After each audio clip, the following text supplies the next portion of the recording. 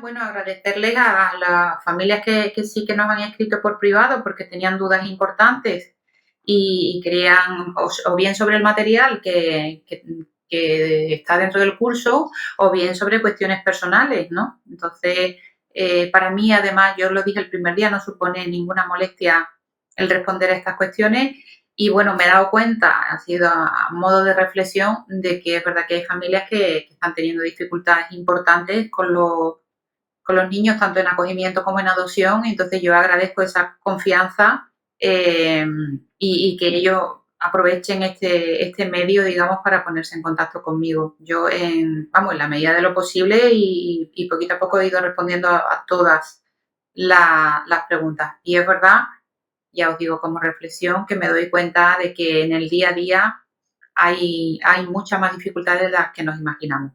Con la técnica de sintonizando con mi hijo, Fina además me hace una grandísima labor en eso porque eh, ella va leyendo y va seleccionando aquellos ejemplos que ponéis vosotros como que son, digamos, más importantes o que son cuestiones más difíciles de llevar y me las derivaba a mí si yo no lo había visto y hemos ido respondiendo personalmente a estas familias. Entonces, bueno, yo siempre he tenido claro, cuando me pongo a hacer los contenidos de este curso y de otro, que todas las familias necesitarían un acompañamiento profesional. Eso es evidente porque son niños que vienen dañados en mayor o menor grado y que, bueno, si nadie sabe ser padre y madre porque los niños no vienen con un manual de instrucciones, nos referimos a eso para los hijos biológicos, yo pienso que ese manual de instrucciones debería de ser aún más necesario para el acogimiento y para la adopción. Entonces entiendo y comprendo pues todas las dificultades y todos los ejemplos que habéis puesto. Eh, Precisamente hoy vamos a ver la unidad 2 y la unidad 3 que tratan cuestiones tan importantes como la autorregulación, como la mentalización, ¿vale? Porque son capacidades y habilidades fundamentales, fundamentales en los adultos, en vosotros, padres, para que los niños vayan evolucionando y vayan desarrollándose de forma positiva. Entonces, bueno, hemos hecho un guión para, me imagino y contamos y entendemos que cuando en vuestro tiempo libre, que sé que no es mucho, pero como que hayáis visto el contenido, los materiales. Recordaros así brevemente, ¿vale? Porque hoy yo quiero hablaros de muchas cosas, pero no quiero aburriros. Y entonces eso es un poco complicado. Un profesor mío dice que la capacidad de atención mantenida de un adulto es de 45 minutos máximo. Que a partir de los 45 minutos, pues muy interesante que sea lo que les estemos contando, la mente desconecta. Así que, como yo quiero comentar muchos de los contenidos que vienen aquí en el curso, sobre todo los que creo que pueden serviros, vamos a intentar ir resumiendo. Empezamos el curso hablando de motivaciones adecuadas, ¿verdad? El curso se trataba de hacer como una revisión, digamos, de cómo ha sido nuestro proyecto, adopción o de acogimiento, cómo fue la fase previa de toma de decisiones, del perfil del niño que queríamos y tal, y luego llegando al presente y a la realidad, cómo es, digamos, la convivencia, cuáles son las dificultades, cómo es el perfil de este niño. Entonces, bueno, empezamos con definiendo cuáles podían ser las motivaciones adecuadas. Estuvimos hablando del tema de la fertilidad, que debía estar resuelto, debería ser un capítulo cerrado, de centrarnos en las necesidades de los niños, esto era algo fundamental y algo que damos por sentado. Y luego ya en la unidad 2 nos centramos en las expectativas, ¿no? Porque ya os expliqué, pero vuelvo a repetirlo porque me parece importante. Fijaros yo en mi experiencia trabajando con familias adoptivas y acogedoras, me doy cuenta que cuando el niño no cumple las expectativas de lo que vosotros habíais imaginado, cómo sería el niño, cómo sería la llegada, cuáles serían sus dificultades, cuando estas expectativas no se cumplen, digamos que los problemas de vinculación y los problemas de convivencia con estos niños se multiplican, ¿vale? Entonces, bueno, yo os preguntaba aquí dos cuestiones. Hoy en día ya todos sois familias adoptivas y acogedoras, ¿vale? Porque todos los participantes sois ya padres. Entonces, sobre las expectativas, yo os invitaba a preguntaros cuáles de vuestras expectativas se han cumplido, ¿no? Yo estuve durante muchos años valorando familias y vosotros sabéis por experiencia que hay un apartado que se dedica precisamente a que vosotros expliquéis cómo es el niño o la niña que vosotros deseáis, o bien adoptar o bien acoger. Y en ese perfil se desgranan y se detallan muchos detalles, la edad, la raza, las vivencias, si ha sufrido abuso, si hay un trauma complejo, si tienen discapacidades, si un montón de ítems, ¿vale? Donde vosotros vais rellenando y vais haciendo en vuestra mente el perfil del niño que deseáis que llegue. Entonces, claro, llegado a este punto, en cuanto a las expectativas, eh, yo os decía, hay una cosa que garantiza la creación de un vínculo. ¿Verdad que a todos nos preocupa, este niño se ha vinculado con nosotros o no? ¿Tiene problemas de apego o no tiene problemas de apego? Y claro, ahora yo como os devolvía la pelota a vuestro campo. El niño puede tener problemas de vinculación, puede tener dificultades para apegarse, pero ¿y vosotros? ¿Cómo percibís vosotros a ese niño y a esa niña que ha llegado a vuestra vida? ¿Era lo que deseabais? ¿Era lo que habíais pensado? Y en base a eso, ¿somos capaces de crear un vínculo con este niño, con esta niña? Entonces, fijaros, las expectativas tienen mucho que ver con la creación del vínculo en cuanto a que, por un lado, es cómo yo me imaginaba al niño y por otro lado, una vez que el niño o la niña están en mi vida, cuánto llego yo a entender que la conducta, que el comportamiento, que las dificultades de estos niños en el día a día tienen una relación directa con su historia previa de adversidad, ¿vale? Y no tiene una relación directa con el deseo de fastidiarme a mí.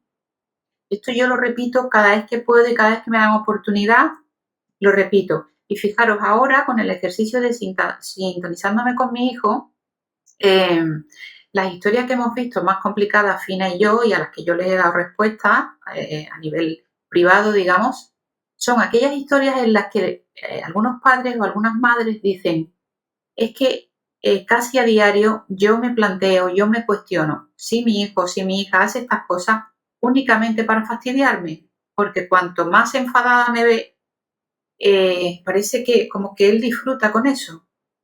Entonces, primero me pregunto, ¿este niño me quiere? Y segundo, en segundo lugar me pregunto, ¿es verdad que lo que hace lo hace para fastidiarme? Entonces, cuando las expectativas sobre el niño no se han cumplido y cuando además yo tengo como la percepción de que este niño se porta mal para fastidiarme, fijaros que eso pone en peligro la creación del vínculo, ¿vale? Podemos hablar de apego, podemos estar hablando toda la tarde de temas de apego, de problemas de apego y de si los niños son capaces de crear vínculos o no. Pero en este curso mi objetivo era que lo viéramos desde la perspectiva del adulto. ¿Qué es lo que le ocurre al niño? ¿Qué característica del niño está impidiendo que yo me vincule con él? ¿Vale? Estamos en este punto. La primera premisa para iniciar el proceso, lo hablábamos el otro día, hay que ser muy flexible, entender todo lo que le ha pasado al niño y entender sobre todo qué supone para el niño, lo que contaba Rosa antes, ¿no? ¿Qué supone para el niño un cambio de medida, un cambio de familia, la ruptura a veces con su familia biológica? ¿Cuánto impacto tiene esto en el niño y cuánto impacto tiene también en nosotros, en nuestra familia? Porque sabéis que todos los proyectos importantes de nuestra vida, una cosa es la idealización que hacemos nosotros y luego otra cosa es la realidad. Entonces, al principio, yo he valorado a muchas familias, al principio es verdad que los profesionales nos damos cuenta de que casi todas las parejas o personas monoparentales piensan que están capacitadas, ¿eh? Estamos capacitados todos para ejercer la parentalidad, la marentalidad. Creemos que entendemos la historia de un niño que ha sufrido adversidad temprana. Imaginamos cómo pueden ser esas dificultades y cómo será ese comportamiento al principio. Vale, todo esto ya está aquí en la fase previa a la llegada del niño. Pero todo esto después se mezcla, ¿vale? Y nos hace tener sentimientos encontrados entre lo que uno había imaginado y lo que el niño desde que se levanta por la mañana hasta que se duerme por la noche nos hace sentir. No sé si me entendéis con esto, ¿vale? Todos nos hemos imaginado, este es el niño, es el que yo quiero, de tal edad, entiendo lo que le ha pasado, claro, al principio no nos conoce, al principio se muestra rebelde, pero luego es el día a día con ese niño, con esa niña, y cómo va siendo su evolución y cómo va siendo la nuestra. Fijaros las cuestiones que yo planteaba aquí. ¿Se corresponden las características del niño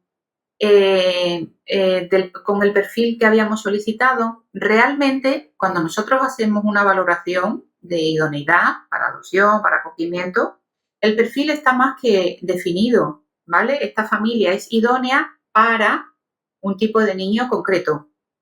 Pues una edad con un límite de edad, está acotado por arriba, si aceptan discapacidad o no, si aceptan algún tipo de dificultad, pero todos sabemos, los que me estáis escuchando más, que luego desde menores, desde las ISIF, se hacen propuestas de niños que no entraban dentro de nuestro perfil, ¿vale? Entonces, bueno, ¿qué pasa?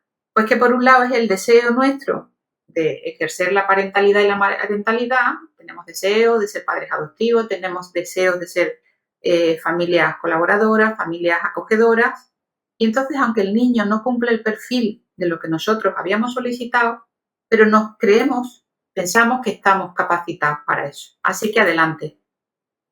Entonces, cuando se acepta un niño diferente al perfil que habíamos al principio deseado, ¿por qué causa? ¿Por qué pensáis vosotros que una familia, que una persona es capaz de cambiar su proyecto adoptivo, su proyecto de acogimiento? Porque tiene prisa, porque tiene deseo, digamos, de que no pase más tiempo y de tener un niño o una niña en su vida, o porque piensa que realmente está capacitado, a pesar de que le dicen que este niño es más mayorcito, tiene dificultades, tiene antecedentes, tiene que tener todavía visitas con la familia, en fin, os hablan de una serie de trabas que se van a dar en la realidad, pero aún así vosotros seguís adelante y decís, pues sí, nosotros pensamos que sí, que estamos capacitados para esto, no nos habíamos planteado la familia biológica, pero pensamos que sí, que podemos con ello y tal. ¿Estábamos preparados para las necesidades que traía ese niño? Fijaros que esta pregunta yo la lanzo aquí en el curso, en el contenido del curso, y es una pregunta que lanzo pues con a casi todas las parejas con las que trabajo, a casi todos los padres y madres adoptivos o acogedores. ¿Realmente estamos preparados para satisfacer las necesidades de los niños? ¿Y sabéis lo que me responden muchos de ellos?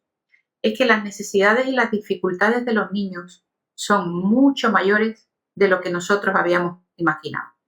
Y por supuesto, mucho mayores de lo que nos habían contado.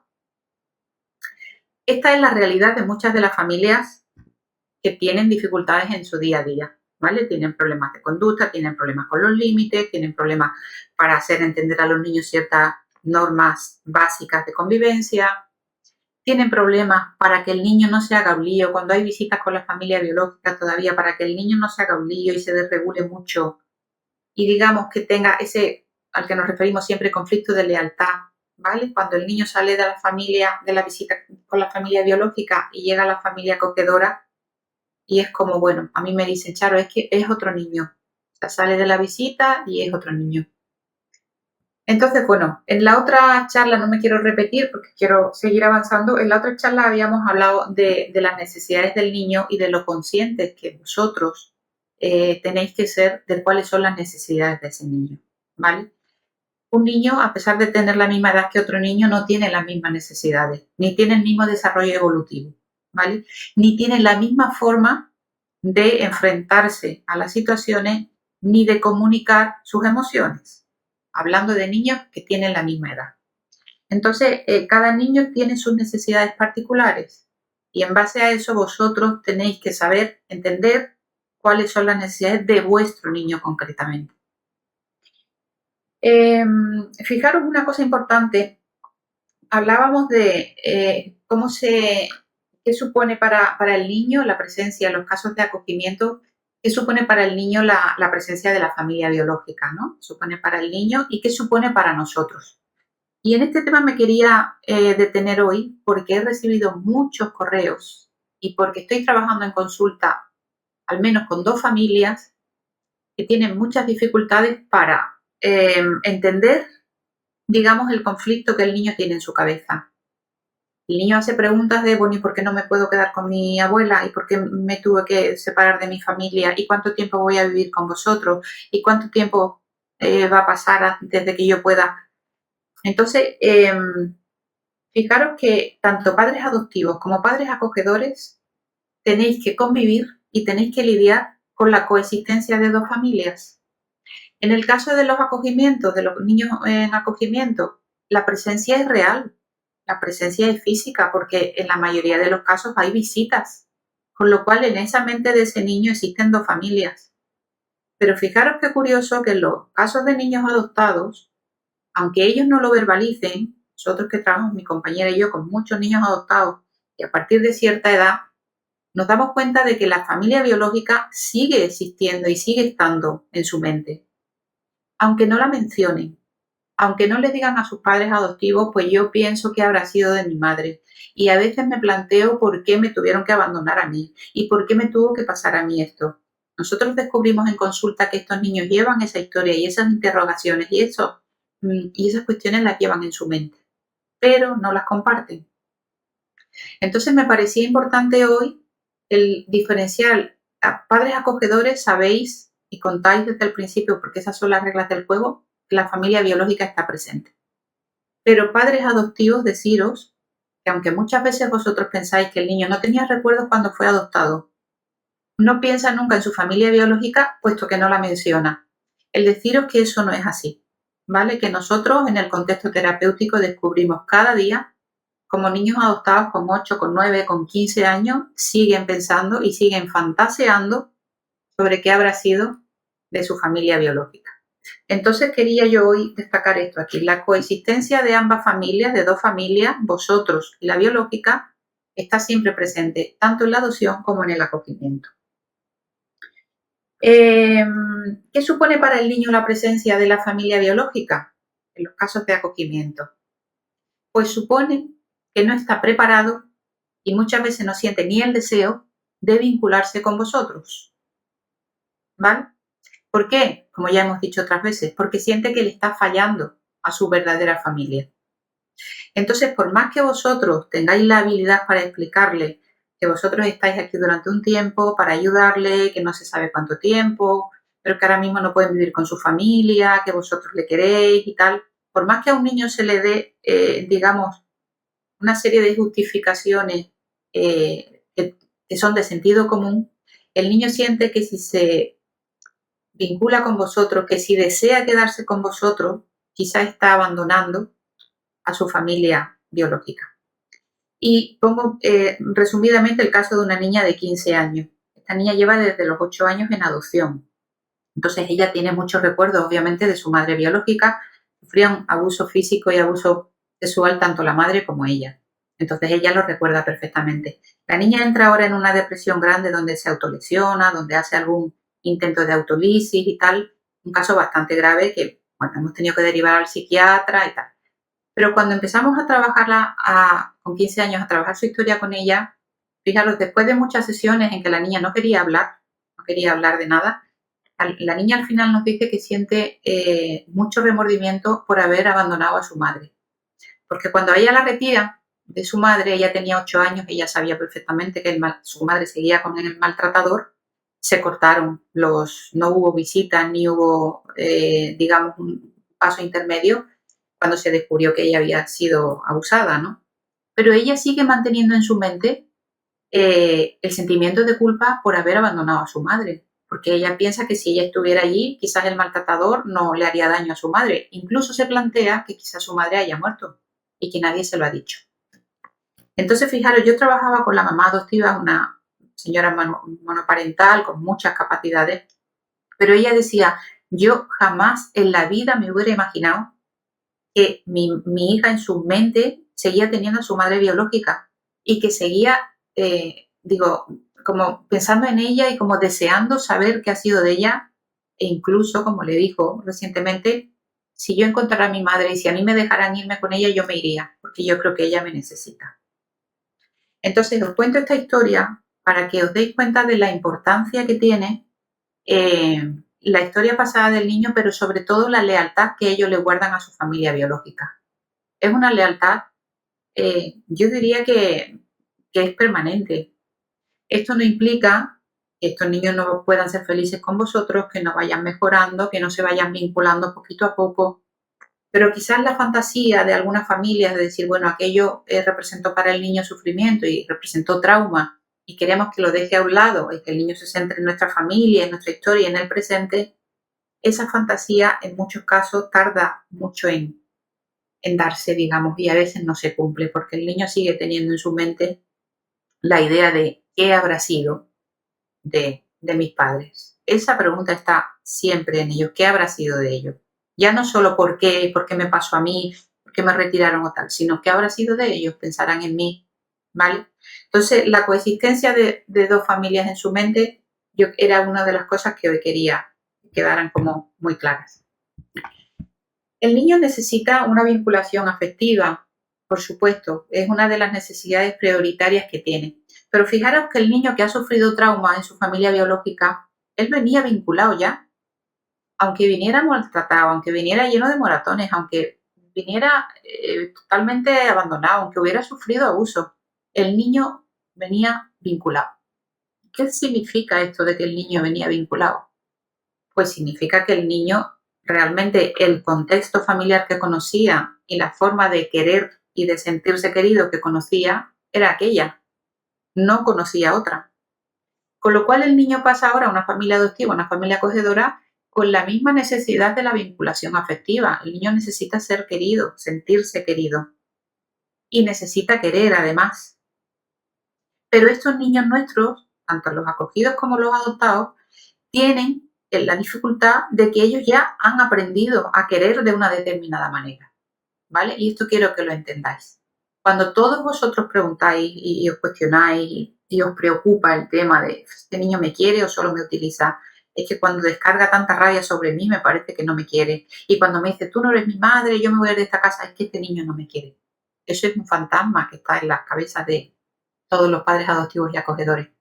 El niño se acostumbró a una forma de querer y a una forma de ser querido. Entonces, cuando muchas veces él los provoca y os reta e insulta y rompe cosas y grita y se porta mal en el colegio y tal, está necesitando comprobar que vosotros aún así estáis ahí disponibles para él. Porque él aprendió una forma de relacionarse donde la violencia y los insultos y los gritos y el romper cosas y el tirar entraba dentro de la normalidad. El otro día me escribió una de vosotras solicitante y me decía, si yo por la mañana voy a levantar a mi hijo con todo el amor del mundo y le digo buenos días, cariño, ¿qué te quieres poner hoy? ¿Qué quieres de desayunar y tal? Y él me responde dándome una patada, cerrándome la puerta, tirándome la almohada. Él ya se levanta así. El problema es que no quiere ir al colegio, el problema es que no quiere verme por la mañana, el problema es que es un niño infeliz. ¿Cuál es el problema de este niño? Es un niño que está en acogimiento pero sigue teniendo contacto con varios miembros de su familia biológica. Entonces yo me quedé dudando sobre qué responderle a esta señora, una pregunta muy difícil para mí, ¿eh? ¿Cuál es el problema de mi niño cuando por la mañana ya se despierta enfadado con el mundo y enfadado conmigo? Pues fijaros, el problema no es un único problema, son varios problemas. Y el problema principal es que en su cabeza hay muchas cosas, hay muchas necesidades. Hay necesidad de sentirse querido, la vinculación afectiva, de sentir que él quiere a alguien y decidir a quién quiere. Si te quiere a ti, que le estás levantando por la mañana, que le estás dando todo, que le estás dando calma y tal, o si quiere irse con su abuela, con la que ve cada 15 días y por la que sigue sintiendo cariño. El problema es que no sabe cómo le va a ir en el colegio ese día, porque con mucha frecuencia este niño se meten con él, tienen color de piel diferente y tal. El problema es que se siente infeliz porque no entiende lo que explican en clase, porque no es capaz de estar 5 horas callado. Todo esto son las dificultades con las que ese niño se despierta por la mañana. Y luego, por otro lado, el niño tiene una necesidad de adaptarse a una estructura familiar desconocida, que esa es vuestra familia, ¿vale? El niño tiene que adaptarse y tiene que aprender las reglas del juego en vuestra familia. Y estos son dos problemas para los niños que duran no solo se dan en el periodo de adaptación, sino que suelen durar y suelen prolongarse en el tiempo. Yo preguntaba aquí, no sé, porque os pedíamos que compartierais en el foro estas experiencias de cómo fue el periodo de adaptación a la familia, de cuáles fueron las principales dificultades. Y bueno, muchos de ellos dicen que esas dificultades se siguen dando a día de hoy, ¿no? Luego hablaremos de un poco de cuáles son las fases de adaptación. Pero yo quería saber cuáles habían sido para vosotros las prioridades, si que el niño se adaptara, si que hubiera muestras de vinculación por su parte o tal. Pero me gustaría, y os lo digo hoy, me gustaría que compartierais con nosotros eso, cuáles han sido y siguen siendo las principales dificultades de adaptación. Bueno, aquí están las fases que yo os comentaba, ¿vale? Nombrarlas así un poco por encima. A la llegada el niño se puede presentar de muchas maneras, ¿verdad? Porque hay niños que desean un cambio de medida, un niño que está en centro no desea estar en un centro, desea ir con una familia. Hay niños que no desean cambiar de familia de acogida porque ya están tranquilos ahí, se sienten seguros, se sienten protegidos. Entonces es como que a veces esa primera fase de adaptación, el niño va, digamos, sometido porque no desea hacerlo, pero tampoco desea ser rechazado. Entonces la adaptación le llamamos los psicólogos como fase de adaptación o luna de miel porque el niño se muestra complaciente y autónomo, ¿vale? No en todos los casos las fases se dan por igual ni se dan en cada una de ellas, pero sí que es verdad que al principio el niño llega con mucho miedo, porque el niño lo que más miedo tiene es al rechazo. Entonces se muestra como complaciente, se esfuerza en hacer y en comportarse, hacer más o menos lo que de él se espera, ¿vale? Luego hay otra fase que es la fase de transferencia, que el niño empieza a tener como más confianza con vosotros y es cuando empiezan las dificultades en la convivencia. Porque el niño se revela, porque no se muestra dócil, porque el niño necesita comprobar que vosotros deseáis que él se quede con vosotros, que se quede en vuestro hogar, que esa es su familia. Entonces ahí es cuando empieza la rebeldía. Y paradójicamente, la familia cuando empieza esta fase de decir, bueno, es que no nos hace caso en nada, es que cada límite que tenemos que ponerlo es una pelea, es que para cualquier medida que tenemos que tomar, la hora de la cena, el baño, los deberes, todo es una lucha, todo es un no mayúsculo, me decía el otro día una madre, no mayúsculo para todo lo que se le propone, ¿no? Esto, fijaros que aunque os haga mucho sufrir y os haga muy difícil el día a día, es una muestra de que el niño va tomando más confianza con vosotros y se siente más seguro. Por eso pone a prueba vuestro vínculo y sobre todo por eso se atreve a sacar su rabia y su frustración, porque el niño se siente muy frustrado. Primero por el cambio de familia y luego porque el colegio supone también un reto diario. Entonces esa sería la segunda fase de transferencia donde el niño ya empieza a mostrarse hostil. Y la fase de regresión, fijaros, esta es la más interesante y es la que más trabajamos con muchos padres en consulta. El niño se siente seguro como para comportarse como realmente se siente. Entonces, a veces en esta fase de regresión, los niños necesitan que se les permita volver a fases o a etapas que no han vivido. Cuando los niños piden el chupe o cuando piden que se les mesa o que se les deja dormir en la cama. Todas estas peticiones de los niños tienen que ver con etapas que ellos no han vivido, ¿vale? Y cuando ya tienen la suficiente confianza con vosotros es cuando se atreven a hacer este tipo de peticiones. Entonces, fijaros que la regresión aquí es como un mecanismo de reparación, es un mecanismo de sanación. Por eso yo cuando los padres me preguntan, ¿pero tú crees que si nos pide chupe y pide hasta un biberón? Que quiere biberón, pero es que tiene 8 años. O nos pide dormir con nosotros. ¿Tú crees que eso es aconsejable? Yo, sin ninguna duda, ¿vale? Les digo que sí, que lo que no puede darle a un niño en la calle o cuando haya gente delante, en el colegio o con familia, un chupe ni un biberón, porque se sentirían ridículos.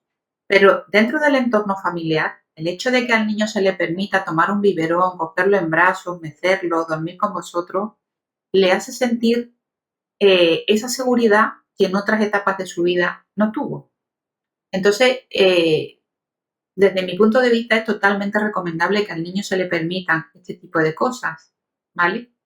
Y fijaros que a esta fase le llamamos fase de regresión. Muchas madres me dicen, es que se comporta como un niño pequeño, pero empieza a balbucear, se tira al suelo, empieza a pedir las cosas como si fuera un niño, pero como si fuera un bebecito. En ese momento tenéis que hablarle como si fuera un niño pequeñito y hacerle ver que se está comportando como un niño pequeñito. Durante un rato permitirle que se comporte como un niño pequeñito. Ah, vale, ahora sí, yo me imagino, claro, tú eres un niño pequeñito. ¿Cuántos añitos tienes? 2 años. Y le permitís durante un rato jugar a que es un niño pequeño, a que lo mecéis, a que le cantáis una nana. Y el final de ese juego es decir, bueno, y ahora ya volvemos a la realidad, porque tú tienes 7 años, no eres un niño pequeñito, ¿vale? Pero esto resulta reparador. Y me encuentro a veces con muchos padres que tratan al niño en función de la edad biológica que tiene y de los otros niños de su alrededor que tienen esa edad. Es decir, no, el niño no puede pedirnos un biberón, no puede pedirnos pañal, ni que lo mezamos, ni nada, porque ya no tiene edad de eso. Entonces, como que algunos padres se empeñan en que el niño madure con respecto a la edad que tiene. Entonces, quería hoy dejaros claro que el que le permitáis al niño jugar a ser un bebé durante un tiempo y que le permitáis pedir y verbalizar esas necesidades que un bebé tiene durante un ratito, ese juego para el niño es reparador, ¿vale? Y que por supuesto al final de ese juego se le recuerda al niño la edad que tiene y volvemos al presente. Y yo quería en este curso como que vosotros tuvierais en vuestra mente el decir, no se trata de que el niño se vincule o no, el niño se puede vincular con nosotros estamos para acompañarle en el dolor y en su frustración y en todas las situaciones que se le presenten, pero sabemos que vamos a tener que compartir su corazón con la familia biológica, pero en todos los casos, en los casos de niños adoptados también, porque, como he dicho antes, aunque no lo hablen, aunque no lo mencionen, pero ellos siguen haciéndose preguntas y siguen acordándose de su familia biológica. Pero todo esto, el descubrir, el buscarles, el tomar contacto y tal, puede ser algo muy dañino para ellos y hay que hacerlo a una edad adecuada. Entonces, bueno, en la unidad 3 abordamos cuestiones tan importantes y que los padres muchas veces me dicen, pero ¿cómo se hace eso de autorregularse? Es que a veces ya no puedo. En la técnica esta del sintonizando con mi hijo, nos habéis contado algunos ejercicios, algunos ejemplos de, bueno, yo empiezo bien, empiezo hablándole tranquilamente, con dulzura y tal, pero al final pierdo el control. Porque creo que me está retando, creo que quiere llevarme al límite y al final pues termino explotando. Entonces, bueno, ¿qué significa sintonizar? ¿Qué significa autorregularse? ¿Qué es mentalizar? Porque al término de la empatía, a ese sí que estamos acostumbrados todos y lo hemos escuchado muchas veces, ¿verdad? Tal persona es empática, yo creo que soy muy empático. Y empático es como yo conecto con los demás, ¿no? Eso es un término, digamos, muy habitual y que tenemos como muy integrado. Yo tengo mucha facilidad para entender a los demás y para conectar con los demás. Pero, ¿qué es sintonizar y qué significa autorregularse? Vamos a centrarnos primero en estos dos términos. Ser capaz de entender que las reacciones del niño o de la niña o del adolescente no son un ataque hacia el adulto, ¿vale?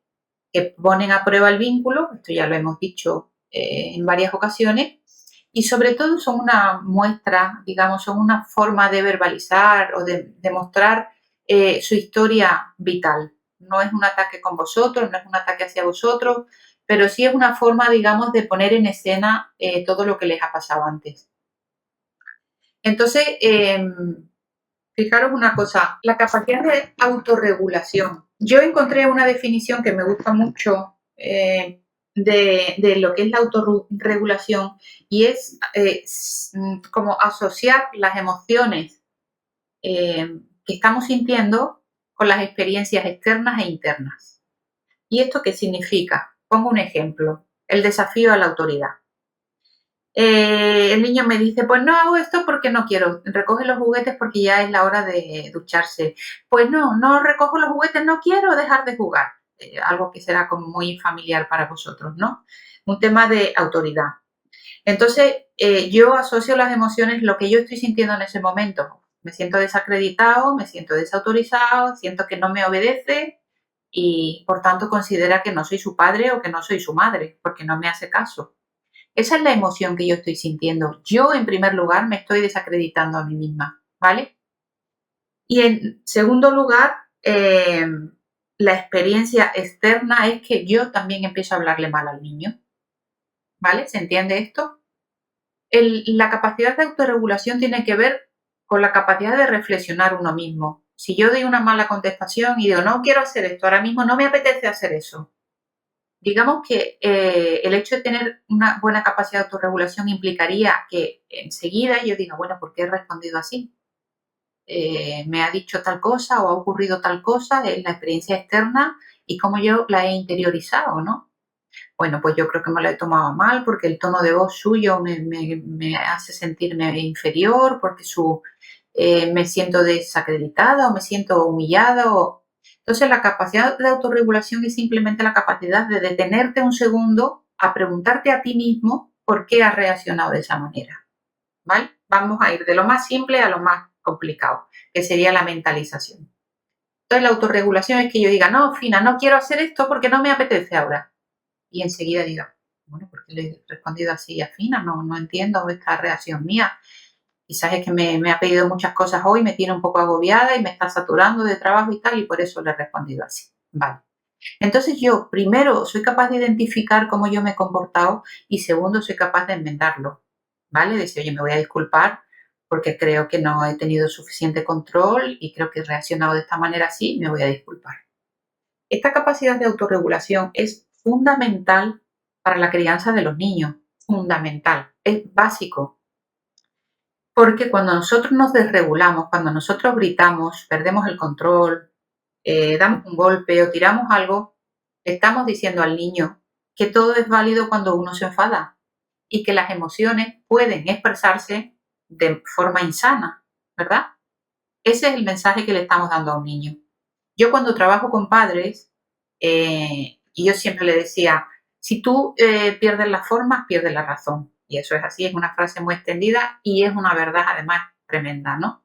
Tú puedes estar diciéndole a tu hijo lo que sea que haya hecho mal, que quieres que cambie, algo que tiene que hacer de nuevo y tal, pero si se lo dices gritando o se lo dices de mala forma, estás perdiendo tu autoridad y estás perdiendo la razón. Eso en primer lugar. Y en segundo lugar, el respeto es recíproco. Eso de generaciones anteriores donde los hijos tenían que respetar a los padres siempre, pero los padres no tenían que respetar a los hijos, eso pertenece ya al pasado. Entonces yo estoy convencida, y creo que es la única forma de tener una parentalidad sana, es que el mismo respeto que tienen los hijos a los padres es el que deben tener los padres a los hijos. Si yo le hablo mal a mi hijo, le estoy dando autoridad para que él me hable mal a mí también. Uno de los ejercicios que me mandabais el otro día decíais, es que mi hijo me reta y me grita y tal, y luego no quiere comer, y luego esto es una mierda, y luego tal y tal, y al final termino gritándole. Y claro, él termina gritándome y me dice que como yo le hablo mal, él también me puede hablar mal a mí. Entonces yo le respondí y le dije, es que lleva razón. No estoy justificando que tu hijo te grite y te insulte y te hable mal, pero es que tu hijo lleva razón, porque si tú le hablas gritando, de la misma tiene que ser recíproco, tiene que ser mutuo, ¿vale? Esa generación de que los hijos respetaban a los padres, pero no al contrario, esa generación ya no existe, afortunadamente. Entonces esto tiene que ver con la autorregulación, tiene que ver con nosotros mismos, con nuestras reacciones y con nuestra forma de interpretar las cosas que nos pasan o las cosas que nos dicen los demás. Aquí hemos hecho un resumen de capacidades de padres y madres acogedores, ¿vale? Ahí tenéis, podéis para leerlo y tal, pero son cosas que ya hemos hablado, los objetivos principales, la instalación de normas y tal, que la motivación es diferente en la adopción que en el acogimiento, pero bueno, esto lo vimos yo creo en la otra charla. Entonces, ¿qué necesita un niño? ¿Qué necesita una niña? ¿Qué hay que facilitarle desde los adultos para que puedan construir un apego seguro? Lo primero es modificar la percepción que tienen de ellos mismos y de los demás. Fijaros cómo nos contaba antes Inma, que su hijo se considera malo. Su hijo piensa que es malo. Entonces, cuando un niño tiene la percepción y el concepto de sí mismo de que es malo, no va a tener un vínculo sano ni con sí mismo, ¿vale? Ni con los demás. Entonces, lo primero que debemos de contribuir a modificar la percepción que tienen de sí mismos, ¿vale? Reforzando muchísimo y sin cansarnos todo lo que hacen bien. Autorregularse emocionalmente. Para que el niño confíe en nosotros debemos hablarle siempre de forma calmada. Yo entiendo que somos humanos, yo soy madre también, por eso no hablo solo desde la teoría, hablo también desde la práctica y sé cuánto de nervioso te puede poner tu hijo, ¿no? Tú tienes un mal día, estás cansado y tu hijo también lo tiene y entonces él te habla mal y tú le hablas mal. Pero para estos niños que vienen de relaciones insanas y maltratantes y donde los gritos y los insultos han sido la norma habitual, el que nosotros nos autorregulemos emocionalmente es una base fundamental para que ellos puedan confiar en nosotros. El vínculo se basa en la confianza. Entonces es fundamental que a la hora de hablarles y a la hora de explicarles las cosas, contemos hasta 3 y consigamos autorregularnos. ¿Vale? ¿Qué me ha dicho el niño que a mí me molesta tanto? Bueno, esto tengo que repararlo, voy a entender por qué lo ha hecho y voy a disculparme o voy a bajar el tono. Desarrollar tolerancia a la frustración. Con los niños, yo siempre digo, yo como madre, mi mayor experiencia como madre es la tolerancia a la frustración, la que he desarrollado. Porque uno siempre espera cosas del niño, espera cosas desde pequeñito, de cómo quiero que se comporte, de cómo quiero que se comporte fuera de casa, de cuántas cosas quiero que logre, de cuántas cosas quiero que sea capaz de. Yo me quiero sentir orgullosa como madre, y resulta que el niño es un ente independiente y tiene sus propias capacidades y sus propios deseos y sus propias inquietudes. Con lo cual, solo desde el respeto absoluto conseguiremos nosotros eh, tragarnos esa frustración que nos causa que ese niño no es el ser que nosotros hemos deseado o hemos diseñado en nuestra cabeza, sino que él es como es, con sus dificultades, con sus cualidades, con sus. ¿Vale? Se trata de trabajar nuestra tolerancia a la frustración. Luego, identificar y percibir sus propias emociones y las de los demás. Yo creo que tú ahora estás enfadado, porque como ya estás cansado, quieres seguir jugando, no tienes ganas de cenar, no tienes ganas de hacer deberes y tal, y por eso me estás hablando así. Y el niño sigue hablando así. Y uno sigue insistiendo en que yo he identificado y he nombrado cuáles son las emociones, ¿vale? De lo que te está pasando y por qué estás hablando así. Cuando el niño ve que el adulto le entiende y se explica por qué se está comportando así, el niño adquiere seguridad. Y la seguridad ya hemos dicho que es la base del apego seguro. Y por último, integrar y reparar su historia. Esto es un proceso largo, ¿vale? Para integrar y reparar una historia de trauma y de abandono y de maltrato y tal, se necesita un proceso largo. Un proceso largo donde el niño tiene que confiar que aquí no se le va a dar el mismo trato, que aquí se le respeta, que se le refuerza, que aquí va a estar el tiempo que quiera.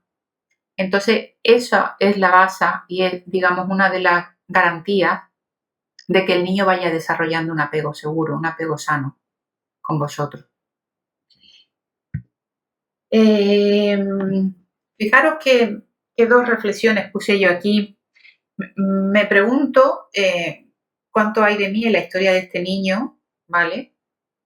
Porque a veces los niños tocan, yo decía aquí en mis apuntes, había puesto los niños tocan y abren nuestras heridas, ¿vale? Nuestros hijos son, digamos, personas tan importantes para nosotros que nos cuestionan tanto con nuestras habilidades y nuestra capacidad de proteger y de cuidar y de desarrollarlos y tal, que nuestros hijos tocan nuestras heridas y tocan muchas heridas que están en nuestra infancia. Por ejemplo, yo hago muchas cosas por este niño, cosas que a mí me hubiera gustado que hicieran por mí.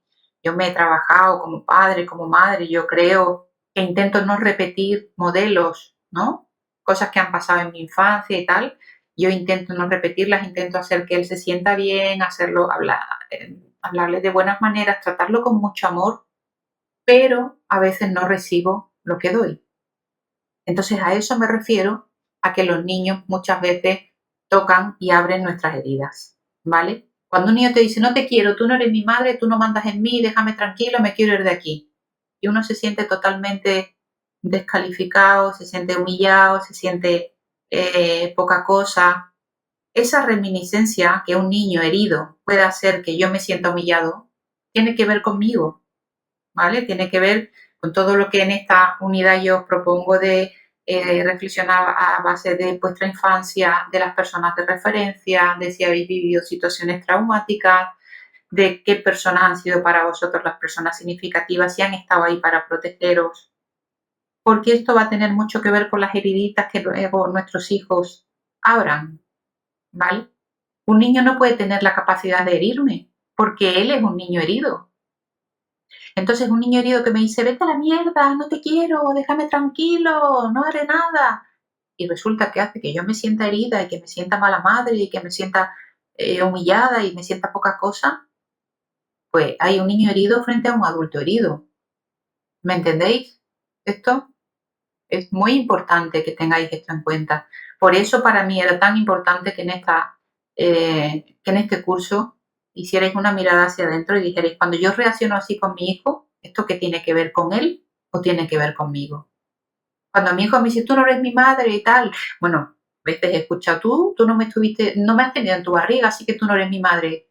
Bueno, yo he visto y he conocido a madres que se ponían a llorar, pero a lágrima viva, ¿no? Y me decía, es que siento que soy menos madre, que soy menos mujer y que soy menos todo. Y el niño me lo refriega y me lo tira a la cara, ¿no? Claro, el niño ha encontrado una forma de hacerte daño, porque estos niños a veces intentan hacer daño, pero lo ha encontrado. ¿Por qué? Porque hay una heridita en ti. Está esa heridita y el niño cada vez que puede la rasca y la abre. Entonces, para que los niños no tengan esa capacidad de herirnos, nosotros tenemos que conocer, identificar cuáles son nuestras heridas, cuáles han sido en nuestra vida aquellos eventos traumáticos que nos han marcado, cuáles han sido esos momentos en nuestra infancia en los que nos hemos sentido desprotegidos, en los que nos hemos sentido solos y hemos sentido que no había nadie ahí para protegernos, para cuidar de nosotros. Si nosotros no hacemos este trabajo, será muy difícil que entendamos cuáles son los sentimientos del niño que ha sido abandonado, que ha sido desprotegido y que ha sido descuidado. Entonces, fijaros, yo cuando hablábamos de cuáles eran las expectativas y de las motivaciones adecuadas, decíamos, una motivación altruista es totalmente inadecuada y desaconsejable para una adopción o para un acogimiento. Yo intento ayudar a un niño, yo intento salvar a un niño, tal. Sí, pero el altruismo y la generosidad y tal nunca están exentas de una reciprocidad, de recibir algo a cambio. Entonces, cuando yo me desvivo por este niño, porque entiendo su sufrimiento, entiendo su historia, tal, y hago todo por el niño, y el niño lo que me devuelve un día y otro es desprecio, yo me siento herida porque siento que no me compensa y que no me recompensa nada de lo que hago por él. Fijaros qué importante es esto que estoy diciendo. Yo a veces cuando les planteo a una pareja, ¿tú sientes que tu hijo te trata adecuadamente? ¿Sientes que de alguna forma te compensa, te agradece todo lo que tú haces por él? Enseguida la respuesta, bueno, yo es que no busco agradecimiento de mis hijos. Bueno, vamos a hablar despacito de esto. Yo tengo hijos y yo todo lo que hago por mis hijos lo hago porque los adoro y porque los amo. Pero si yo no sintiera que mis hijos me quieren a mí, de alguna forma que me lo demuestran y que me quieren y que tienen detalles conmigo, yo me sentiría enormemente decepcionada y frustrada, ¿no? Entonces, de alguna forma, lo que hacemos por los demás, esperamos, de alguna forma esperamos cierta recompensa. Entonces, a veces por eso es tan frustrante el tema de la adopción y el tema del acogimiento, porque esa recompensa no llega, no viene. Entonces yo hago todo, tengo toda la paciencia y me trabajo mucho y lo llevo a los mejores profesionales y lo llevo a ballet y lo llevo a inglés y hago los deberes y lo baño y lo agusto conmigo y tal. Y el niño cuando a él se le cruzan los cables me da una patada en el corazón y me trata fatal. Con lo cual yo siento que esto no tiene una recompensa emocional para mí. ¿Vale? Entonces de ahí que los niños tengan esa capacidad, pero todos los hijos, todos los hijos tienen esa capacidad de abrir nuestras heriditas. Como esas heriditas nosotros alguna vez no le hayamos echado betadine y las hayamos repasado, nuestros hijos van a estar continuamente abriéndolas. Bueno, ¿qué es la mentalización? Fijaros, mentalizar, básicamente, y el paso previo a mentalizar es lo que hemos hablado hasta ahora, que es la autorregulación, ¿vale? Primero yo me autorregulo, entiendo lo que me está pasando a mí, ¿eh? Yo entiendo por qué he tenido una mala respuesta, por qué me siento triste, por qué he reaccionado de esta manera. Entonces, estoy autorregulándome yo y de esa manera yo entiendo lo que le está pasando al otro, porque soy capaz de entender lo que me está pasando a mí. Entonces, mentalizar, aquí está explicado, digamos, cómo es la capacidad de comprendernos y de comprender a otros, pero basándonos en lo que a nosotros nos pasa por dentro, ¿vale? Luego, para mentalizar, que mentalizar es un paso más allá de la empatía, ¿vale? Es un paso más allá de la empatía. Tenemos que entender qué es lo que nos está pasando a nosotros por dentro. ¿Qué me hace sentir a mí este niño?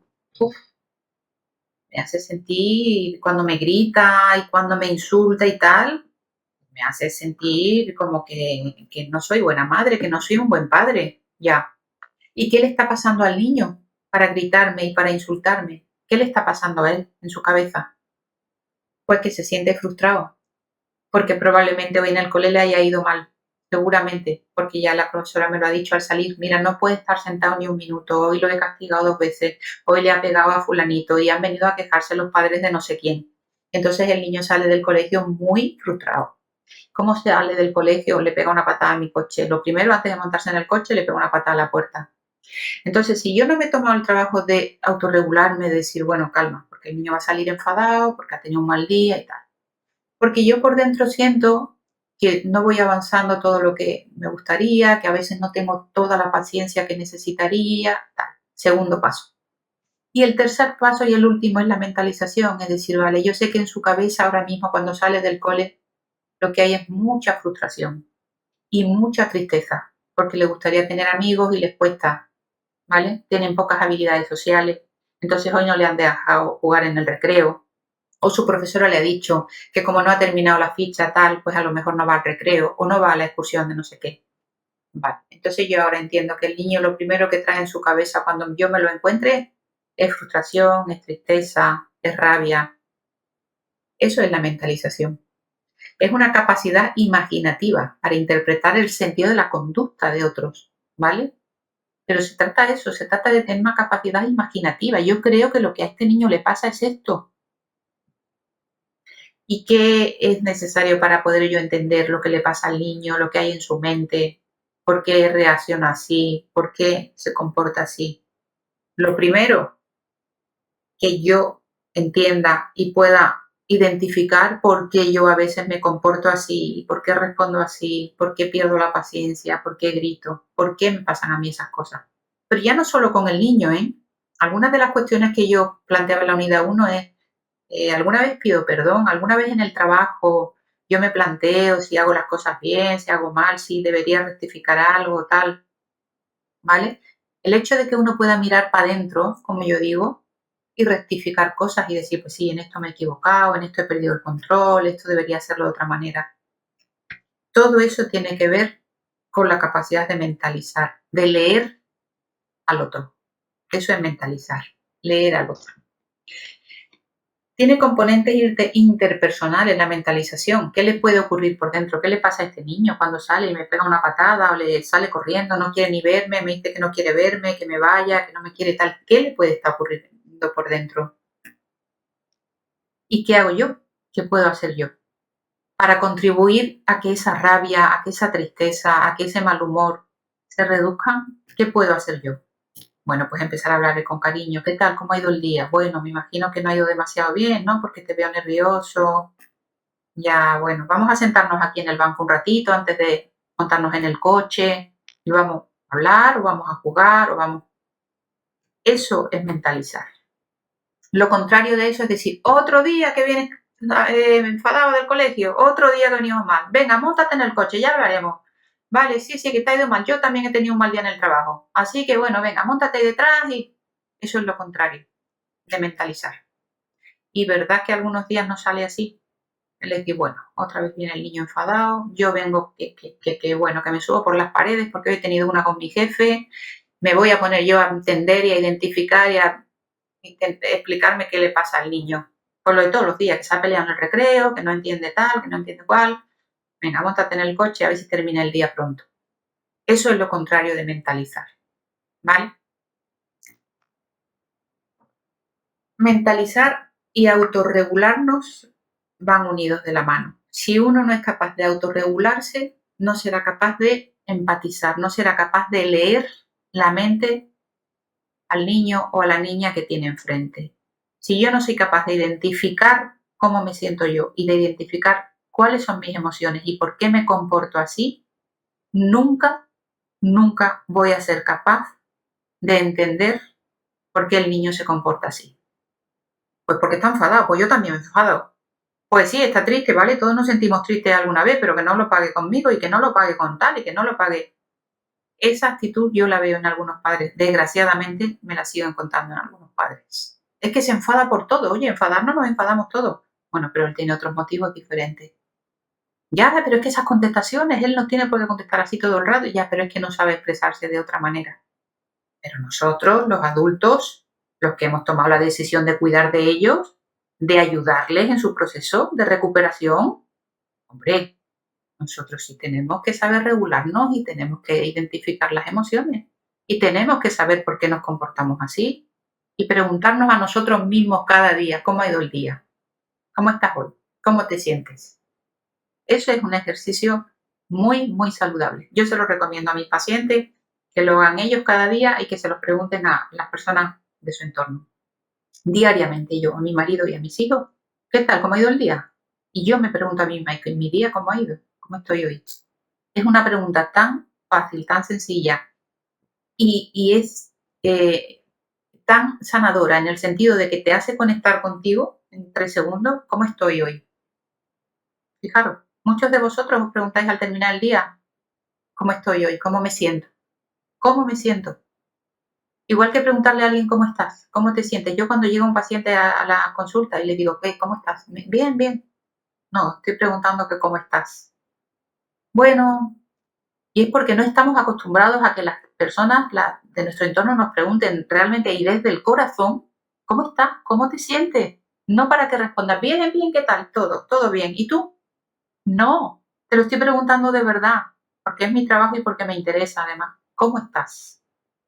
Entonces, cuando uno se pregunta a sí mismo cada día, eso lleva 3 segundos. ¿Cómo estás? ¿Cómo ha ido el día hoy? ¿Cómo te sientes? Y se responde con 3 palabras. Uno está conectando continuamente, se está retroalimentando continuamente con sus propias emociones. Y eso va a facilitar el trabajo con vuestros niños, os lo aseguro.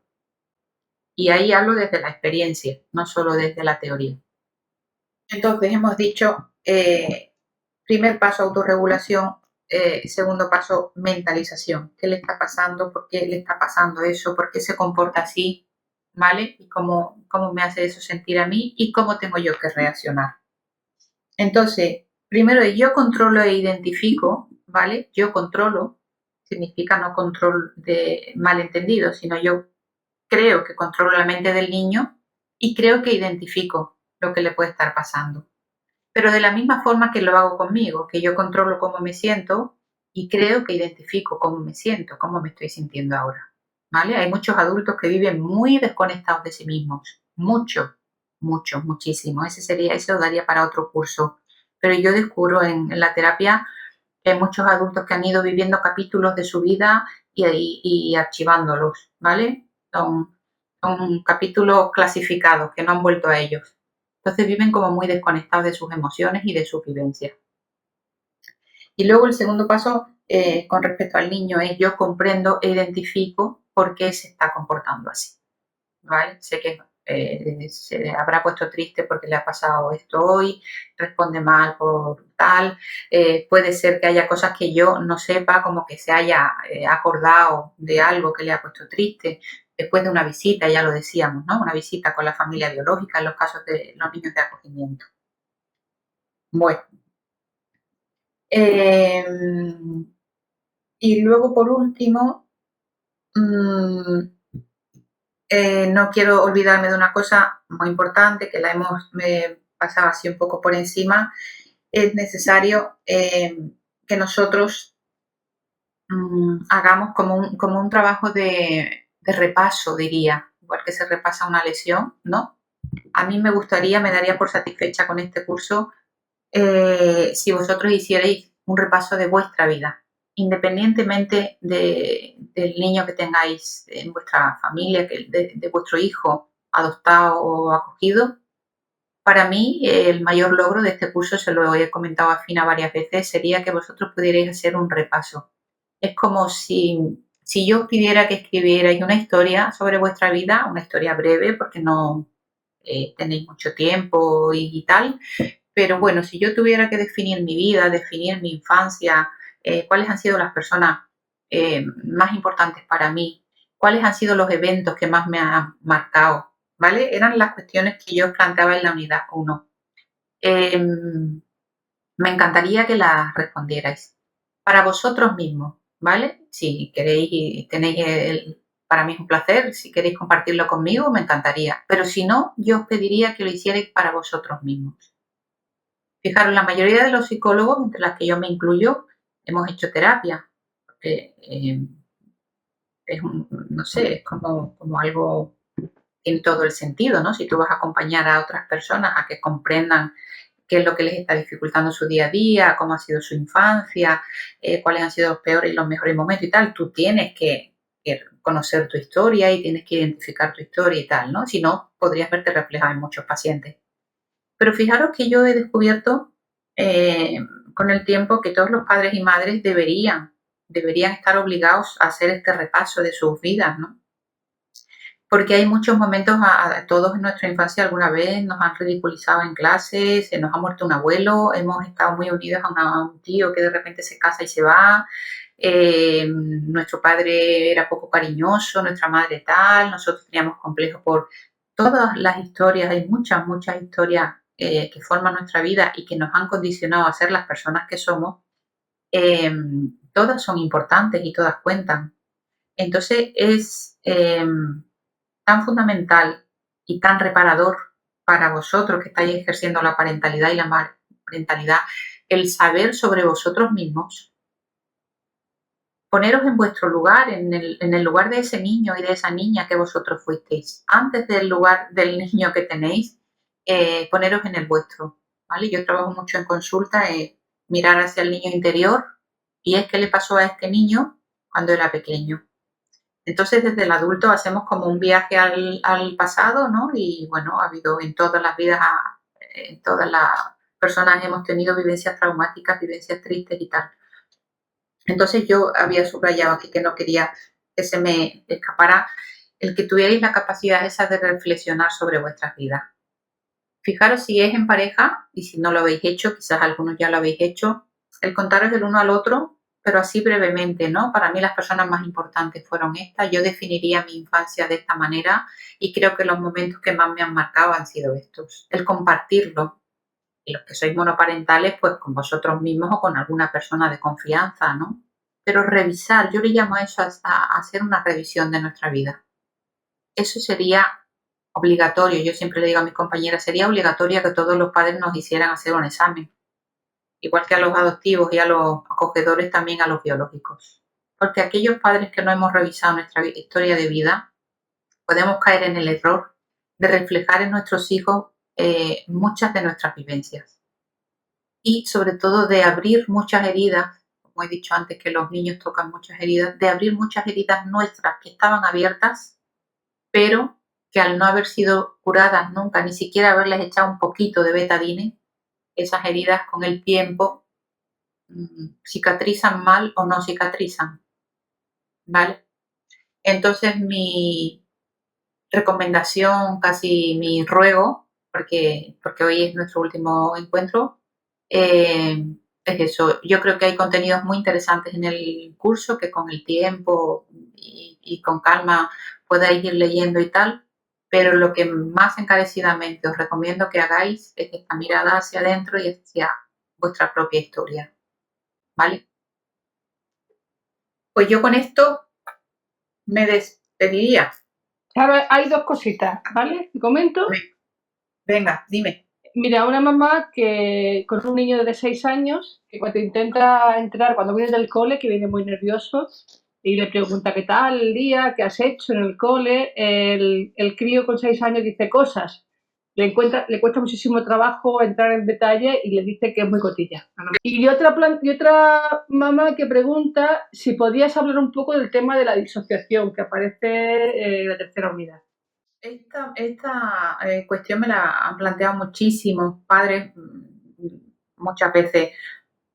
Eh, yo creo que hay algo que puede ser bueno y que no falla para favorecer la comunicación con los padres, porque muchas veces los padres vienen quejándose en la adolescencia de que sus hijos son unos completos desconocidos, ¿no? Que no saben nada de su vida y tal.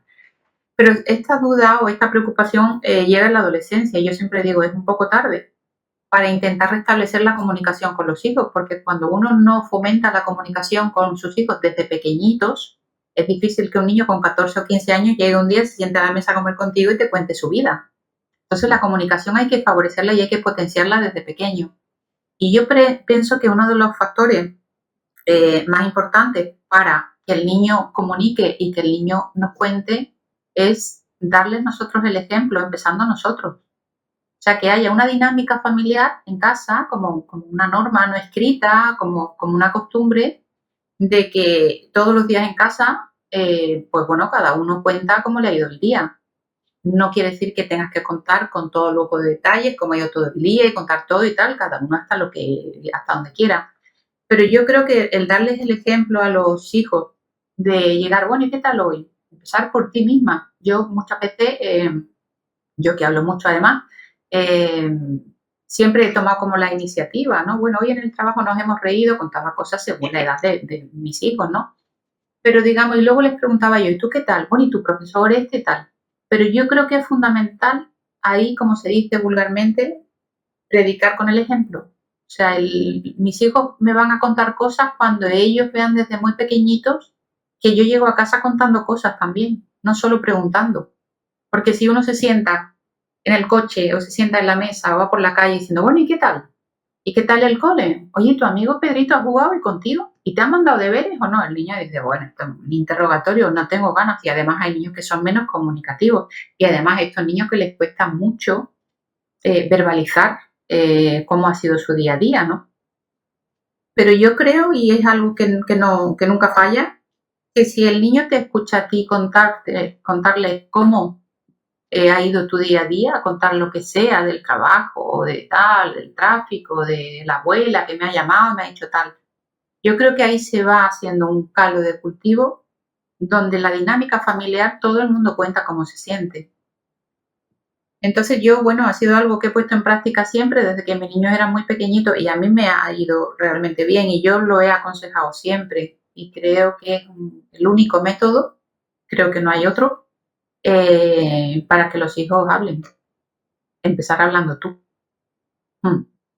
Sin soltarles rollo, sin darles una charleta de lo que sea, es simplemente tomar la iniciativa, ¿vale? De contar algo para que ellos se sientan en la confianza y en el contexto adecuado de hablar de ellos también. Si empezamos haciendo preguntas solo, se cerrarán en banda, pero tengan la edad que tengan, se van a cerrar en banda. Mira, aquí me refiero a tener conversaciones con los niños y con las niñas, ¿vale? Fonagui habla mucho de eso, de tener conversaciones. Tener conversación, una conversación es que uno habla y el otro escucha, y luego el otro habla y el uno escucha, ¿vale? Eso es una conversación. Lo contrario es un monólogo. Hay muchos padres que les hablan a los niños, ¿no? Y lo que les sueltan es un monólogo. Y los niños se aburren muchísimo y desconectan además. Entonces, lo contrario del monólogo es la conversación. Yo hablo y te cuento, ay, pues no sabes, además dándole entonación, bueno, no sabes lo que me ha pasado hoy cuando llegaba una compañera mía de trabajo y tal, y me ha llamado la abuela y me ha dicho que el sábado y tal. Oye, ¿tú qué tal? Hoy te has sentado en el recreo con no sé quién y tal, ¿vale? Eso es una conversación, es una interacción entre dos personas, ¿vale? Porque tú no estás compartiendo con ellos información. La disociación es una respuesta al trauma. ¿Y esto qué quiere decir? Pues que mientras el niño está siendo sometido a múltiples formas de maltrato, ¿vale? Está presenciando violencia entre sus padres, está oyendo gritos, está viendo cómo su padre le pega a su madre. está viendo a su padre drogarse, le están pegando a él, pasa muchas horas solo. Mientras el niño está sufriendo una situación de estrés ante la que él siente mucho miedo y siente que no tiene recursos para enfrentarse a ella, la disociación le ayuda, ¿vale? Le ayuda a soportar esa respuesta. ¿Y qué hace? ¿Cómo funciona esa ayuda? Es que mi mente ahora mismo no está aquí, esto no está pasando, ¿vale? Yo no puedo soportar, yo tengo 5 años, 4, 3, 7, y no puedo soportar ver cómo mi padre agrede a mi madre y le hace heridas y le hace mucho daño. Y como yo no puedo soportar eso, me disocio. ¿Y cómo me disocio? Pues mi mente se va a otro sitio. Mi mente no está aquí. Entonces, ¿qué pasa cuando el niño se acostumbra o acostumbra a su mente a que hay determinadas situaciones que no puede soportar, que no puede tolerar, y acostumbra a su mente a huir, a evadirse? Pues digamos que es un mecanismo que se queda instaurado en su mente. Y luego en otras situaciones, aunque ya no haya un padre agrediendo a una madre o sufriendo un abuso o tal, no se está dando la misma situación traumática, pero la mente del niño sigue desconectando, el niño sigue disociándose, y en determinados momentos, cuando se aburre, cuando se siente en peligro, aunque no sea real el peligro, pero cuando se aburre o cuando se siente en peligro, en muchas otras ocasiones, su mente vuelve a ser aquello que en un momento dado, cuando era pequeñito, le ayudó a soportar un momento desagradable para él, ¿vale? Que era disociarse. Entonces, una definición os pongo ahí sobre la disociación, explica la vinculación entre el bebé recién nacido y sus bebés primarios, y tiene que ver con la regulación afectiva. Cuando el niño se siente sentido, siente que está atendido, que le hablan a él, como se trata a los bebés normalmente, ¿no? Que le hablas y le haces carantoñas y lo coges en brazos y él siente el contacto físico y se siente seguro y tal. La mente del niño lo que está haciendo es centrándose en el aquí y en el ahora. Pero ¿qué pasa cuando es el proceso contrario? Que el niño tiene miedo porque algo terrible está ocurriendo, pues que no quiere estar en el aquí y en el ahora, sino que hay un mecanismo instintivo, inconsciente, además muy primitivo, y es que la mente se va. Yo he escuchado relatos de chicas que han sido abusadas sexualmente que recuerdan esos momentos como mi mente no estaba allí, yo no estaba allí, yo era como si pudiera verlo desde el techo o desde otra parte de la habitación, pero yo en ese momento pensaba que esa persona a la que le estaban haciendo eso no era yo. Eso es un ejemplo de disociación de manual, ¿vale? La niña no puede soportar lo que le está ocurriendo a su cuerpo y entonces decide que se va. No lo decide conscientemente, ¿eh? Eso es un mecanismo inconsciente de la mente. Pero la niña se sitúa con su mente en otra parte, fuera del lugar donde eso está ocurriendo. Entonces luego el peligro es, o el riesgo de que el niño sigue haciéndolo, en determinadas situaciones sigue haciéndolo. Las respuestas disociativas se producen ante situaciones amenazantes, que el niño las vive con impotencia, con indefensión, que siente que está en peligro y siente tanto, tanto, tanto miedo que necesita huir. Y como físicamente no puede huir, porque es pequeño, porque está encerrado, porque se bloquea, huye con su mente y consigue realmente huir de allí. Pero eso tiene unas secuelas, la disociación tiene secuelas. Entonces, a veces que decimos es que el niño miente, pero es que lo niega todo, pero en nuestra cara. Pero el niño es que ha roto algo y luego dice que él no ha sido, que no se acuerda. Esto lo he escuchado yo muchísimas veces. Pues fijaros lo que os digo. En un porcentaje muy elevado de veces, de casos, el niño realmente no recuerda. No está mintiendo, el niño no recuerda haberlo hecho. Es verdad que en otro porcentaje también importante de ocasiones el niño está mintiendo por miedo a la represalia, por miedo al castigo. Pero en muchos casos efectivamente el niño no recuerda que ha hecho algo. Entonces lo niega. Y ahí es el niño mentiroso. Bueno, leyendo este último fragmento que me parece interesante, el niño siente mucho miedo, lo vive con un sentimiento de indefensión, pero sobre todo es que estas situaciones, esta violencia es ejercida por personas, por los adultos que deben cuidarles y en quienes ellos confían. Entonces se dice, dicen los expertos en esto, que esa es la base de la disociación. Que el niño no puede tolerar ya no solo el maltrato, la violencia o el abuso, sino que el adulto en quien él confía, porque es el único adulto que conoce y es la única forma de sentirse querido que conoce, ese adulto es el que le está infligiendo ese daño, o a él, a una persona a la que él quiere. Entonces, eso es la base de la disociación.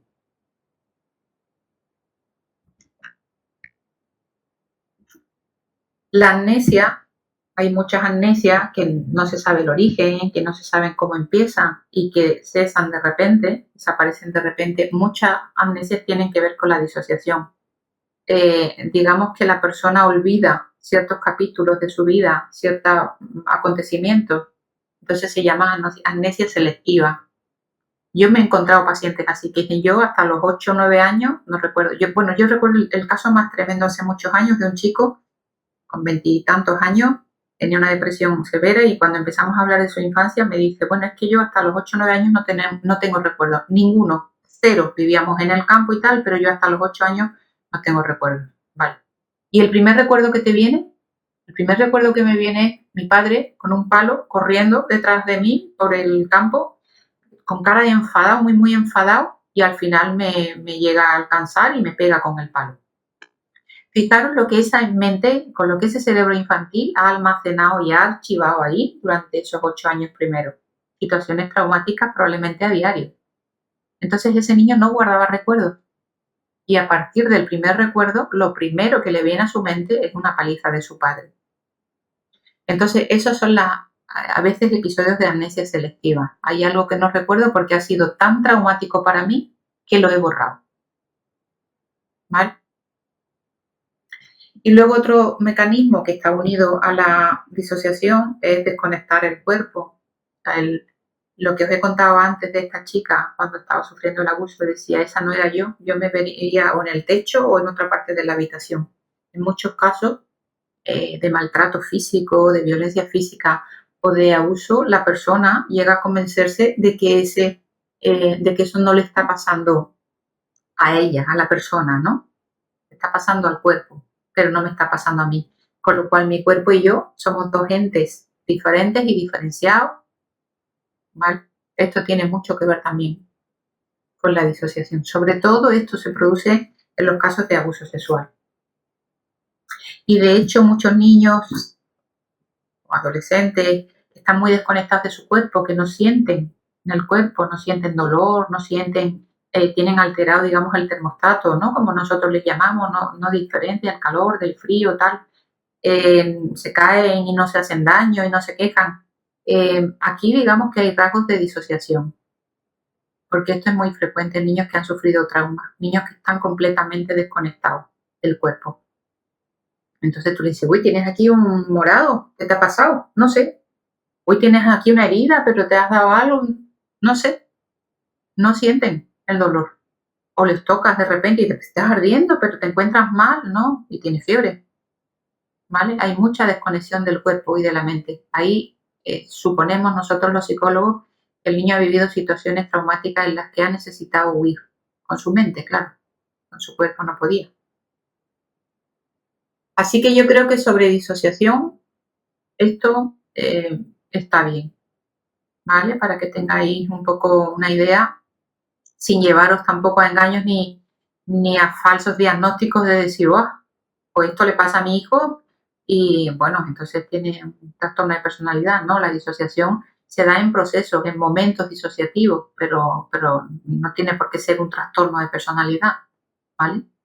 La mente disociada es algo mucho más grave, no se, o sea, se da en un porcentaje minoritario. Entonces, no quiero que os preocupéis. Y sé que no te voy a responder al 100% a tu pregunta, pero yo te digo que puede ser, a ver, mitad y mitad.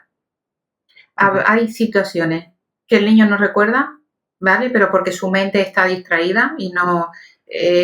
yo cojo esta botella de agua y si yo estoy pensando que ahora mismo tengo que sacar al perro, tengo que llegar al mercado antes de que me cierren y tengo que llamar a mi hermana porque su hijo está con fiebre, yo no soy consciente de que estoy poniendo esta botella de agua aquí. Entonces, si tú a mí después me preguntas, oye, Charo, ¿quién ha puesto esta botella de agua aquí? Como en mi cabeza había otras 3.000 cosas, yo te diría, pues no sé, yo no he sido. Y alguien que me ha visto hacerlo dice, Charo está mintiendo, ¿vale? Con este ejemplo a lo mejor te aclara un poco. Mi mente, ¿por qué se acostumbra a no recordar cosas? Porque ha estado intentando no vivir y no sentir situaciones muy, muy violentas. Eso por un lado.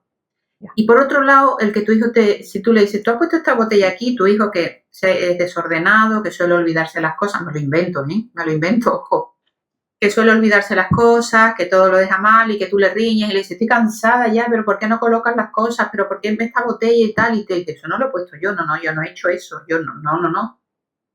¿Entiendes? Son dos procesos diferentes. Tu hijo una de las veces sí recuerda que la botella la ha puesto ahí, pero sabe que después de admitirlo le viene una bronca, con lo cual lo va a negar. Porque su mente está acostumbrada a negar. Negar y mentir son cosas muy parecidas. Totalmente. Claro. Pero en la otra ocasión que yo te pongo, en mi caso, y de hecho a mí me pasa, que estoy pensando en una cosa, en otra, tal, que me conecto, que tal, cojo esto, luego no sé dónde he puesto el bolso, mi móvil y tal, cualquiera que me vea dirá, claro, pues si has puesto el móvil ahí, la botella, ¿no la has visto? No, pues no lo recuerdo. Imagínate eso en un niño que está siendo abusado o apaleado o está viendo cómo maltratan a su hermana o a su madre. Directamente lo borra de su mente, lo borra. Entonces no lo recuerda, aunque lo ha vivido. Imagínate un niño con 8 años, con 9, con 10, y hay episodios disociativos a estas edades, porque cuando el niño es más pequeño, es fácil que no guarde recuerdos, ni traumáticos ni no traumáticos, no guarda recuerdos. Pero cuando a ciertas edades hay esas lagunas en la memoria, es porque el niño está acostumbrado, su mente, a decir esto no está ocurriendo. Muchas veces pasa en el presente, cuando el niño ya vive en un hogar tranquilo, como puede ser el tuyo y tal, y en el colegio un profesor le riñe, lo ridiculiza, ¿no? Le dice, ¿eso que has hecho tal? Se ha sacado un 0 en el examen, no sé qué tal. Y llega a casa y a ti te lo ha contado otra madre, le dices, ¿qué ha pasado hoy en la clase de matemáticas? No sé, ¿qué ha pasado? Hombre, que te han sacado un 0 y el profesor te ha dicho esto y te ha sentido mal y tal. El niño ha borrado ese momento también. ¿Por qué? Porque le ha hecho sentir humillado, sentirse una cucaracha, sentirse inferior al resto de compañeros y directamente lo ha borrado. El tergiversar las cosas también, claro. Sí. Pero en esos casos, en la mayoría de los casos, es por miedo a las represalias. ¿Vale? No tienen ganas de riñas, ni de represalias, ni nada. Entonces, son situaciones diferentes por motivos diferentes. Tanto te digo que no hay una respuesta a ciencia cierta que te diga esto, tu hijo miente o no miente. No, es que son situaciones diferentes con respuestas diferentes. Cuando sospechamos que hay episodios disociativos o que ha podido haber trauma complejo, que es el que provoca la disociación, es bueno trabajar eso en terapia, intentar rescatar esos recuerdos que producen esas amnesias selectivas, ¿vale? Es importante hacer un trabajo terapéutico y además es muy eficaz, vamos, para esas situaciones. Pero ya os digo que yo tengo padres que están convencidos de que sus hijos son mentirosos compulsivos y cuando les explico esto es como, vale, entonces unas veces miente y otras veces no recuerda. Y nada más, vamos, yo lo que os ha dicho Fina, me gustaría, este curso me hubiera gustado hacerlo presencial, hubiera puesto otra dinámica diferente, hubiéramos trabajado eh, por grupitos, el cuestionario de apego adulto, que es súper interesante, lo hubierais hecho en directo, yo podía haber hecho aclaraciones y tal, en fin, la pandemia trajo la capacidad de reunirnos así online de cualquier parte del mundo, pero para mí también le restó mucho a lo presencial y para mí lo presencial es evidente, fundamental. Yo prefiero ver las caras y poder abrazar a las personas y tal. Pues aquí estoy para vosotros, ¿vale? Ha sido un placer, la verdad es que siempre es un placer compartir con vosotros vuestras dudas y vuestras inquietudes, siempre es un placer. Y aplausos para ti también. Hay comentarios muy en ese sentido, Charo, de que el curso está sirviendo muchísimo, que muchísimas gracias, le está sirviendo para abordar su maternidad adoptiva. Otras mamás plantean lo mismo, que ojalá pudiera ser presencial, que presencial sería muchísimo, ojalá. Lo vamos a intentar, pero no depende de nosotros, lo plantearemos y si es así, pues sería un lujo poder contar con Charo presencialmente. Nada más, muchísimas gracias, dice todo el mundo, encantados del curso.